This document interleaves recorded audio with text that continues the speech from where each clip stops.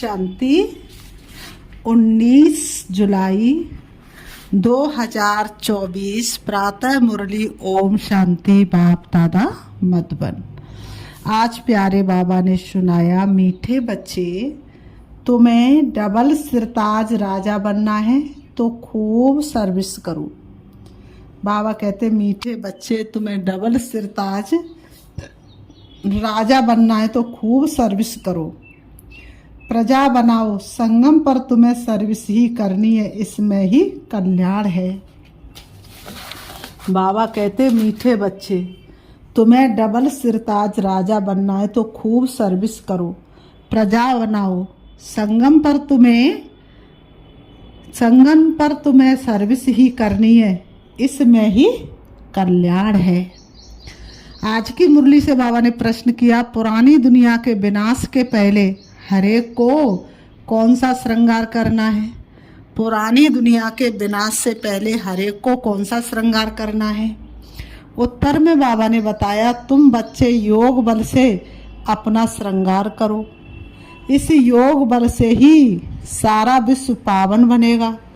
बाबा कहते हैं, तुमको अब वानप्रस्थ में जाना है, इसलिए इस शरीर का श्रृंगार करने की जरूरत नहीं। यह तो भरतनाट्य पहनी है, कितना भी सजाओ, लेकिन ये तो कोई काम का नहीं। बाबा ने कहा, ममत्व निकाल दो। विनाश के पहले बाप समान रहमदिल बन अपना और दूसरों का श्रृंगार करो। बाबा कहते, विनाश के पहले रहमदिल बन अपना और दूसरों का श्रृंगार करो, अंधों की लाठी बनो। बाबा कहते, अंधों की लाठी बनो। ओम शांति।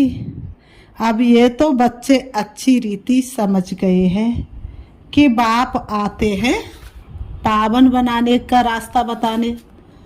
उनको बुलाया जाता है इसी एक बात के लिए कि आकर हमको पतित से पावन बनाओ, दुखियों पे कुछ रहम करो। माँ बाप हमारे, तो माँ बाप तो रहम करने के लिए आ गए, क्योंकि पावन दुनिया पास्ट हो गई, अब पतित दुनिया है। पावन दुनिया कब पास्ट हुई, कितना समय हुआ, ये तो कोई जानते नहीं, सिर्फ गीत गाते रहते हैं, अर्थ का किसी को पता ही नहीं। तुम बच्चे जानते हो, बाप फिर इस तन में आया हुआ है, तुमने ही बुलाया है कि बाबा आकर हम पतितों को रास्ता बताओ, हम पावन कैसे बने। बाबा कहते, ये तो जानते हो हम पावन दुनिया में थे, अभी पतित दुनिया में है। अभी ये दुनिया बदल रही है। नई दुनिया की आयु कितनी और पुरानी दुनिया की आयु कितनी है, ये कोई भी नहीं जानते। वह तो लाखों करोड़ों नई दुनिया की आयु और लाखों ही वर्ष पुरानी दुनिया की आयु बता देते हैं। पक्का मकान बनाओ तो कहेंगे इसकी आयु इतने वर्ष होगी, कच्चा बनाएंगे तो कहेंगे इसकी आयु इतने वर्ष होगी। बाबा ने कहा तो कहेंगे इसकी आयु इतने वर्ष होगी। समझ सकते ये कितने वर्ष चल सकता है। मनुष्यों को ये पता ही नहीं कि ये जो सारी दुनिया है उनकी आयु कितनी है, मनुष्यों को ये पता ही नहीं है। बाबा कहते, तो जरूर बाप को आकर बताना पड़े। बाप कहते, बच्चे अब ये पुरानी पतित दुनिया पूरी होनी है, होगा खत्म ये कलयुग भाई। दुनिया नई अब आई के आई, नई दुनिया, नई पावन दुनिया स्थापन हो रही है। नई दुनिया में बहुत थोड़े मनुष्य थे। नई दुनिया है सतयुग, जिसको सुखधाम कहते हैं। ये है दुखधाम, इसका अंत जरूर आना है। बीमार मनुष्य को आप दवाई से कब तक चला सकते हैं? बाबा ने कहा अंत जरूर आना है। फिर सुखधाम की हिस्ट्री रिपीट होनी है, सबको ये समझाना है। बाप डायरेक्शंस देते हैं, अपने को आत्मा समझ बाप को याद करो और फिर औरों को भी ये रास्ता बताओ। लौकिक बाप को तो सब जानते हैं, पारलौकिक बाप को तो कोई जानते ही नहीं। सर्वव्यापी कह देते हैं, कच्छ मच्छ अवतार या 84 लाख योनियों में ले गए हैं। दुनिया में कोई भी बाप को नहीं जानते, बाप को जाने तब समझे। अगर पत्थर ठिक्कर में है तो बरसे की तो बात ही नहीं ठहरती है।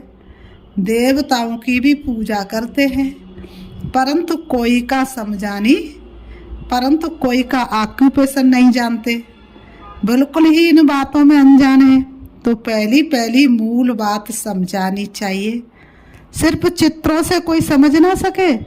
मनुष्य बेचारे ना बाप को जानते ना रचना को जानते कि शुरू से लेकर ये रचना कैसे रची, देवताओं का राज्य कब था, जिनको पूजते हैं कुछ भी पता नहीं। समझते लाखों वर्ष सूर्यवंशी राजधानी चली, फिर चंद्रवंशी लाखों वर्ष चले। इसको कहा जाता है अज्ञान। बाबा ने कहा इसको क्या कहा जाता है? घोर अज्ञान। बाबा ने कहा इसको कहा जाता है अज्ञान। अभी तुम बच्चों को बाप ने समझाया है, तुम फिर रिपीट करते हो। बाप भी रिपीट करते हैं ना, ऐसे समझाओ, पैगाम दो, नहीं तो राजधानी कैसे स्थापन होगी। अगर बच्चे खड़े नहीं होंगे पैगाम देने के लिए तो राजधानी स्थापन कैसे होगी? यहाँ बैठ जाने से नहीं होगा। बाबा ने कहा यहाँ बैठ जाने से नहीं होगा। हाँ, घर में बैठने वाले भी चाहिए। बाबा ने कहा घर में बैठने वाले भी चाहिए। वह तो ड्रामा अनुसार बैठे हैं। बाबा ने कहा वह तो ड्रामा अनुसार बैठे हुए हैं। यज्ञ की संभाल करने वाले भी चाहिए। बाप के पास कितने बच्चे आते हैं मिलने के लिए, क्योंकि से बाबा से ही तो वर्षा लेना है, इसलिए बाप के पास मिलने के लिए आते हैं। लौकिक, बाबा ने कहा लौकिक बाप के पास बच्चा आया तो वह समझेंगे हमको बाप से वर्षा लेना है। बच्ची तो जाकर हाफ पार्टनर बनती है। सतयुग में कभी मिल्कियत आदि पर झगड़ा होता ही नहीं है। कल की मुरली में बाबा क्या कह रहे थे? बाबा ने कहा था कि बाबा हिस्सा बांट नहीं करते, क्या करते? रास्ता बताते हैं। और रावण भी क्या करता? रास्ता बताता है। बाप सुख का रास्ता बताते और रावण दुख का रास्ता बताता है। तो यहाँ झगड़ा होता है बाबा ने कहा काम विकार पर। वहाँ तो ये 5 भूत होते ही नहीं तो दुख का नाम निशान नहीं, सब नष्टो मुआ होते हैं। ये तो समझते हैं स्वर्ग था जो पास्ट हो गया। चित्र भी है, परंतु ये ख्यालात तुम बच्चों को अभी आते हैं। तुम जानते हो ये चक्र हर 5000 वर्ष के बाद रिपीट होता है। शास्त्रों में कोई ये नहीं लिखा है कि सूर्यवंशी चंद्रवंशी डिनास्टी 2500 वर्ष चली। अखबार में पढ़ा था कि बड़ौदा के राजभवन में रामायण सुन रहे हैं। कुछ भी आपदाएं आती हैं तो मनुष्य भक्ति में लग जाते हैं। कहने से नहीं, स्वार्थ बस लग जाएंगे भक्ति में, सोचेंगे भक्ति करेंगे तो ये आपदा टल जाएगी। तो बाबा ने कहा तो मनुष्य भक्ति में लग जाते भगवान को राजी करने के लिए। ऐसे कोई भगवान राजी होता नहीं। बाबा कहते हैं ये तो ड्रामा में नूंद है, भक्ति से कभी भगवान राजी नहीं होता। तुम बच्चे जानते हो आधा कल्प भक्ति चलती है, खुद ही दुख उठाते रहते हैं। भक्ति करते करते सब पैसे खलास कर देते हैं। ये बातें तो कोई बिरले ही समझेंगे। जो बच्चे सर्विस पर हैं वह समाचार भी देते रहते हैं। समझाया जाता ये ईश्वरी परिवार है, ईश्वर तो दाता है, वह लेने वाला नहीं है। नहीं पास देने के काबिल है कुछ भी तो दाता विदाता को क्या दे सकेंगे। किए तूने हम पर है एहसान इतने जो जीवन भी दे के चुका ना सकेंगे। उनको तो कोई भी देते नहीं और ही सब बर्बाद करते रहते हैं। बाप तुम बच्चों से पूछते तुमको कितने अता पैसे दिए, तुमको स्वर्ग का मालिक बनाया, फिर वह सब कहाँ कर दिया। इतने कंगाल कैसे बने। हद के माँ बाप भी होते ना तो क्या करते, बच्चों से एक एक पैसे का हिसाब किताब लेते हैं ना। अभी मैं फिर आया हूँ, तुम कितने पद्मा पद्म भाग्यवान बन रहे हो। मनुष्य तो इन बातों को कोई भी नहीं जानते।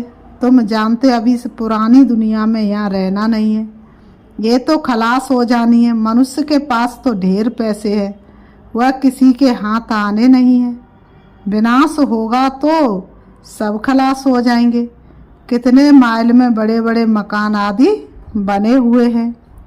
ढेर की ढेर मिल्कियत है, सब खत्म हो जाएगी। इतने ऊंचे ऊंचे महल मड़ियाँ बने हैं तो ढेर के ढेर सब खत्म हो जाएगी। क्योंकि तुम जानते हो जब हमारा राज्य था तो और कोई थे ही नहीं, वहाँ अथाह धन था। तुम आगे चल देखते रहेंगे क्या क्या होता है। सारा सब कुछ आँखों के सामने आता जाएगा। जो बाबा ने साक्षात्कार कराया वो आँखों के सामने दिखाई देगा। तो बाबा ने कहा, तो बाबा कहते ये तो खलास हो जानी है। मनुष्यों के पास जो, बाबा कहते हैं मनुष्यों के पास जो ढेर पैसे हुआ किसी के हाथ आने नहीं है।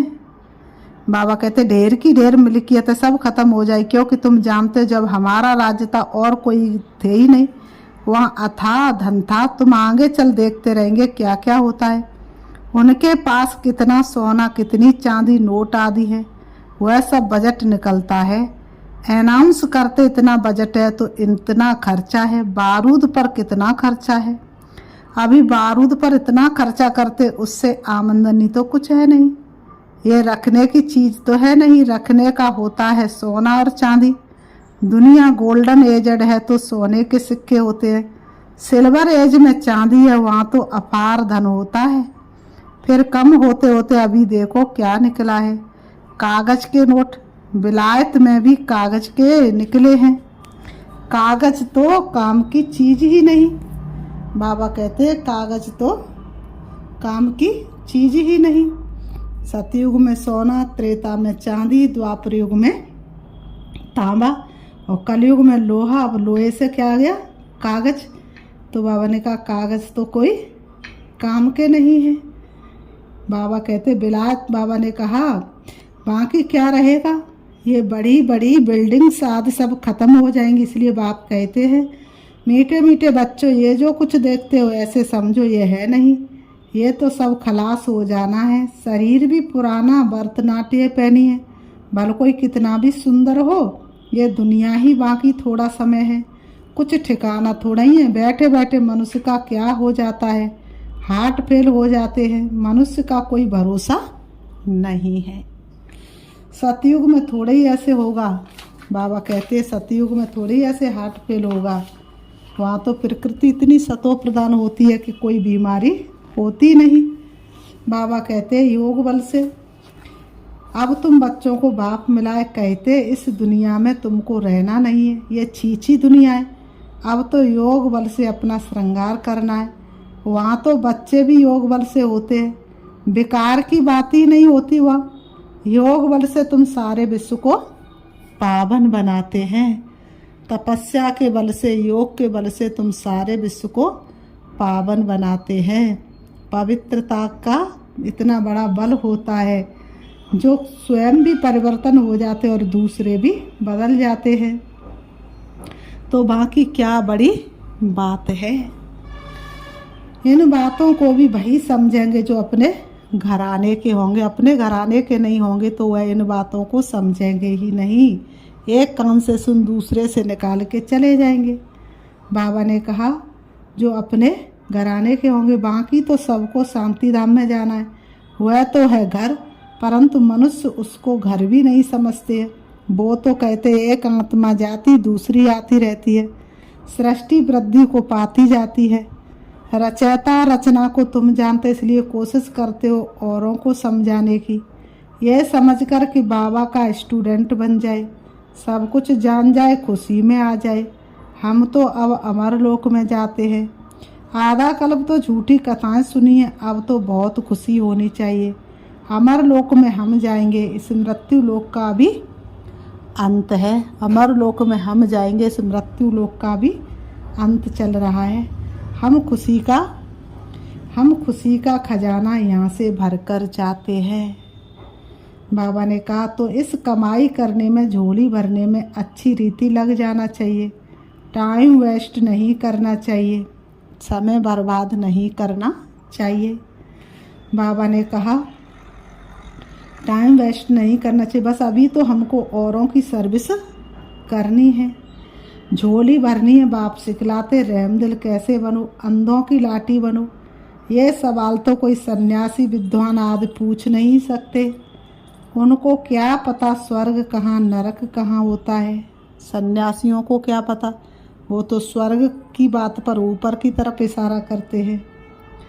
बल कितने भी बड़े बड़े पोजीशन वाले हैं, कमांडर चीफ एरोप्लेन्स के हैं, कमांडर चीफ लड़ाई के हैं, स्टीमर के, लेकिन तुम्हारे आगे ये सब क्या है तुम जानते। बाकी थोड़ा समय है, स्वर्ग का तो कोई को पता ही नहीं।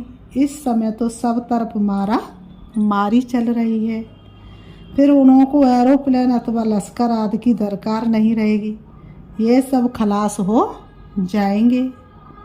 बाबा ने कहा ये सब खलास हो जाएंगे, बाकी थोड़े मनुष्य रहेंगे। ये बत्तियां एरोप्लेन आदि रहेंगे, परंतु दुनिया कितनी छोटी रहेगी, भारत ही रहेगा। बाबा कहते हैं जैसे मॉडल छोटा बनाते हैं ना, और कोई की भी बुद्धि में नहीं होगा कि मौत आखिर कैसे आना है। तुम तो जानते हो मौत सामने खड़ा है। वह कहते हम यहाँ बैठे ही बॉम्ब से छोड़ेंगे, जहाँ गिरेगा सब खत्म हो जाएगा, कोई लश्कर आदि की बात ही नहीं, दरकार ही नहीं है। एक एक एरोप्लेन्स भी करोड़ों खर्चा खा जाता है। बाबा कहते कितना सोना सबके पास रहता है, कितना सोना सबके पास रहता है, टन्स के टन्स सोना है। बाबा ने कहा वह सब समुद्र में चला जाएगा, विनाश होगा तो कहाँ चला जाएगा, समुद्र में, फिर समुद्र से निकल के फिर आ जाएगा।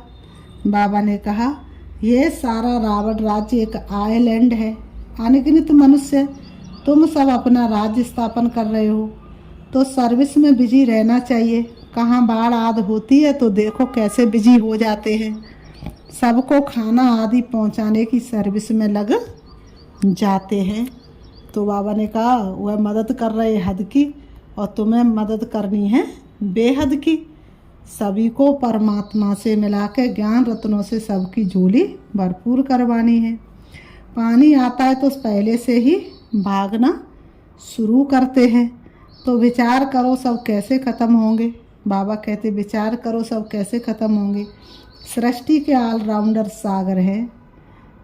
बाबा ने कहा सृष्टि के ऑलराउंडर सागर है, विनाश होगा तो जलमयी हो जाएगी, पानी ही पानी है। बुद्धि में रहता हमारा राज्य था तो ये बॉम्बे कराची आदि थे नहीं, भारत तो कितना छोटा जाकर रहेगा, सो भी मीठे पानी पर। खारा पानी आज की तरह थोड़ी नहीं होगा, कहाँ होगा, मीठे पानी पर। बाबा ने कहा वहाँ कुएं आदि की दरकार नहीं, पानी बड़ा स्वच्छ पीने का रहता है। कुआं थोड़े नहीं खोदते जो खींचना पड़े रस्सी से पानी। नदियों पर तो खेल पाल करते हैं, गंदगी की तो कोई बात नहीं, और ना ही नदियाँ उछाल लेती हैं, क्योंकि वहाँ पर कोई तमोप्रधान प्रकृति थोड़ी नहीं होती है। नाम ही है स्वर्ग अमरलोक। बाबा ने कहा नाम क्या है, स्वर्ग अमरलोक। बाबा कहते नाम सुनकर ही दिल होती है, जल्दी जल्दी बाप से पूरा पढ़कर क्या करें, स्वर्ग का नाम सुन करके ही दिल होती है, जल्दी जल्दी बाप से पढ़कर पूरा पढ़कर वर्षा ले लेवे, अपनी बुद्धि रूपी झोली भर लेवे। बाबा ने कहा तो बाबा कहते हैं पढ़कर और फिर पढ़ावे, सबको पैगाम दे। कल्प पहले जिन्होंने वर्षा लिया है वह ले लेंगे, पुरुषार्थ करते रहते हैं, क्योंकि बेचारे बाप को नहीं जानते। बाप कहते पवित्र बनो, जिनको हथेली पर बहिष्ठ मिलेगा वह क्यों नहीं पवित्र रहेंगे, जिनको हथेली पर स्वर्ग मिलेगा वह क्यों नहीं पवित्र रहेंगे। बोलो हम क्यों नहीं एक जन्म पवित्र बनेंगे, जबकि हमें विश्व की बादशाही मिलती है। भगवान वाच तुम इस अंतिम जन्म में पवित्र बनेंगे तो पवित्र दुनिया के मालिक बनेंगे। 21 जन्म के लिए सिर्फ एक जन्म मेरी श्रीमत पर चलो। रक्षा बंधन भी इसकी निशानी है, तो क्यों नहीं हम पवित्र रह सकेंगे। बेहद का बाप गारंटी करते हैं। बाप ने भारत को स्वर्ग का वर्षा दिया था, जिसको सुखधाम कहते हैं। अपार सुख थे, ये है दुख धाम। एक कोई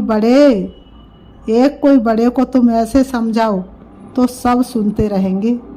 योग में रह बताओ तो सबको टाइम आदि ही भूल जाए, कोई कुछ कह ना सके।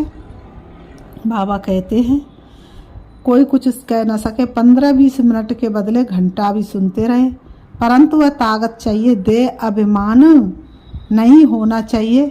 यहाँ तो सर्विस ही सर्विस करनी है, तब ही कल्याण होगा। राजा बनना है तो प्रजा कहाँ बनाई है, ऐसे ही बाप थोड़े ही माथे पर पाग रख देंगे। प्रजा डबल सिरताज बनती है क्या?